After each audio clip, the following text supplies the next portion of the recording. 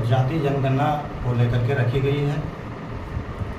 जाति जनगणना सही समय पर लागू करने के लिए तेजस्वी प्रधानमंत्री आदरणीय नरेंद्र मोदी जी का मैं आभार व्यक्त करता हूं और हमारे राष्ट्रीय अध्यक्ष आदरणीय चिराग पासवान जी का भी मैं आभार व्यक्त करता हूं और बधाई देता हूं, जो कि लंबे समय से हमारे राष्ट्रीय अध्यक्ष जी मांग करते आए थे कि लागू होना चाहिए। लागू करने के बाद हमारे गरीब निचले पायदान के जो भी हैं सही लाभ मिलेंगे उसको।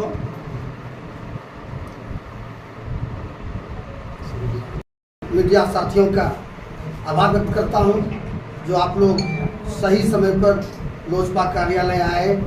आप हमारे जिला अध्यक्ष, प्रदेश उपाध्यक्ष और प्रदेश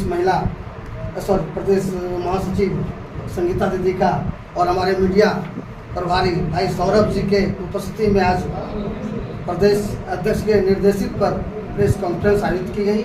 आप लोगों ने इसको सफल किया, इसके लिए आप लोग बधाई के पात्र हैं। साथ ही साथ जातीय जनगणना को प्रधानमंत्री के द्वारा लागू किया गया, इस पर हमारे नेता राष्ट्रीय अध्यक्ष केंद्रीय मंत्री आदरणीय चिराग पासवान जी का लगातार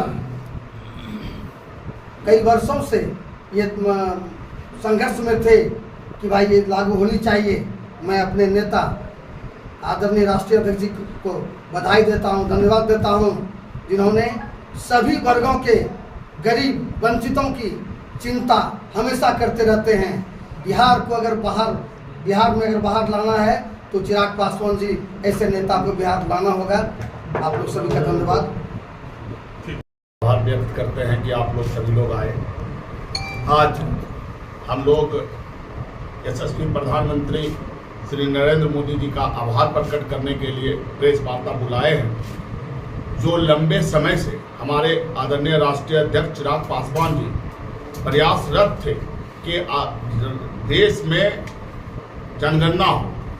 जनगणना से हमारे देश में लाभ ये होना है कि जो भी जिस भी जाति के लोग दबे हैं, निश्चित रूपेण उसकी कितनी संख्या है वो उभर कर आएगा और उस जाति को किस तरह से जो है उठाया जाए, उस जाति को किस तरह से मेन लाइन में लाया जाए, इसके लिए जो है प्रयासरत सरकार की तरफ से की जाएगी। जितनी जिसकी हिस्सेदारी उसकी उतनी भागीदारी। निश्चित रूपेण ये बोलने का शब्द बन गया था, ये जनगणना के बाद ये चीज साबित हो जाएगा कि जिसकी जितनी भागीदारी उसकी उतनी हिस्सेदारी। निश्चित रूपेण इससे देश के नीचे पौधान पर जो जाति खिसक चुका है, निश्चित रूपेण उसको सभी से मिलजुल कर चलने में सहूलियत होगी। सब लोग मिलजुल कर चलेंगे और यशस्वी प्रधानमंत्री जी और सभी जितने भी एनडीए के घटक दल हैं, सबका आभार व्यक्त करते हैं कि सब लोगों ने के प्रयास से ये जनगणना तय हुआ है। चुनावी घोषणा तो नहीं है मंत्री? देखिए, चुनावी घोषणा इसलिए नहीं कर सकते हैं कि ये बात पूरे देश के लिए है। पूरे देश में ये जनगणना होना है। क्योंकि बिहार में चुनाव है, इसलिए आप लोग इसको चुनावी जनगणना कह सकते हैं, लेकिन ऐसी कोई बात नहीं है। ये जनगणना पूरे देश में होगा। पूरे देश में अभी चुनाव का कोई माहौल नहीं है, सिर्फ बिहार ही बचा है जहां जो है चुनाव होना है। तो निश्चित रूपेण ऐसा कुछ भी नहीं है, पूरे देश के लिए है। अगर सिर्फ बिहार में ये जाति जनगणना लागू करते केंद्र सरकार, तो निश्चित रूपेण कह सकते थे कि ये जो है चुनावी रणनीति हो सकती है, लेकिन ऐसी कोई बात नहीं है, पूरे देश के लिए है, इसलिए चुनावी रणनीति नहीं है। भागलपुर में लोजपा कितनी सीटों पर चुनाव लड़ेगी? देखिए, भागलपुर में लोजपा कितने सीटों पर चुनाव लड़ेगी या नहीं लड़ेगी, यहाँ पर ये निर्णय हमारे आदरणीय राष्ट्रीय अध्यक्ष जी और एनडीए के जितने घटक दल हैं वो लोग लेंगे। क्योंकि क्या है कि हम जब आप गठबंधन में होते हैं तो गठबंधन का कुछ पालन करना होता है। निश्चित रूपेण हम गठबंधन धर्म का पालन करते हुए इन बातों को नहीं बता सकेंगे कि हम लोग भागलपुर में कितने सीटों पर चुनाव लड़ेंगे। विपक्ष तो अपना टीआरपी ले रहा है जनगणना पे। देखिए, विपक्ष का तो बस चले तो वो तो जाति जनगणना पे टीआरपी ले रहा है। वो तो ऐसा देश में यशस्वी प्रधानमंत्री जी ऐसे ऐसे चीज को लागू कर रहे हैं जिसपे उनका वोट बैंक खराब हो जाएगा, जिसके कारण वो टीआरपी नहीं ले रहे हैं। और निश्चित रूप में इसमें उसका वोट बैंक खराब नहीं होते दिख रहा है, तो वो लोग जो है इसका सोच रहे हैं कि लाभ ले लें। अब राहुल गांधी के कहने से होने लगे, कितने दशक तक उसके जो है परिवार के सदस्य इसमें जो है प्रधानमंत्री और उसके जो है सपोर्ट से प्रधानमंत्री, कई राज्य में ऐसे राज्य है जहां जो है कांग्रेस की जो है पूर्ण बहुमत की सरकार है, लेकिन वहां कहीं भी ऐसा प्रयास नहीं हुआ है।